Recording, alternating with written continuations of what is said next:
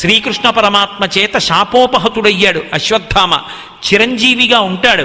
కానీ ఉద్రేకంతో ఆనాడు పాండవుల యొక్క కుమారులైనటువంటి ఉప పాండవులందరినీ కూడా ఒకే రాత్రి భయంకరంగా కంఠాలు కోసి తెగటార్చాడు. ఏడిచింది మహాతల్లి ద్రౌపదీదేవి.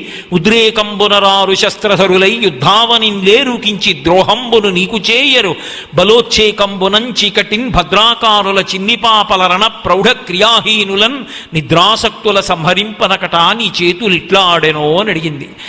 అలా ఇంతమందిని చంపేస్తే చిరంజీవివైనా ఉగ్రస్వరూపంతో తిరుగుతావని చెప్పి శాపమిచ్చాడు కృష్ణ పరమాత్మ.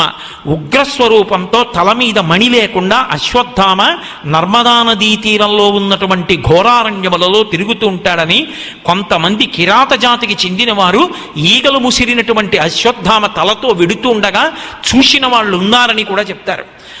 కార్తీక పౌర్ణమి నాడు నర్మదా తీరంలో ఉండేటటువంటి ఓంకారేశ్వరం పక్కనున్న క్షేత్రాల్లో అత్యద్భుతమైనటువంటి ఉత్సవాలు జరుగుతాయి. ఉత్సవాలకి ఆటపట్టు నర్మదా నది, దీపోత్సవాలకి ఆటపట్టు నర్మదా నది. సమస్తమైనటువంటి వారికి, అందుకే శంకరాచార్యులు వారు స్తోత్రం చేస్తారు, బాహ్లికులు కిరాతులు దగ్గర నుంచి నర్మదా నదీ తీర ప్రాంతంలో నివాసం చెయ్యని వాళ్ళు, ఆరాధనలు చెయ్యని వాళ్ళు ఉండరు. సమస్త ఆరాధనలకి ఆయువు పట్టేది అంటే నర్మదా నది. పశ్చిమాభిముఖ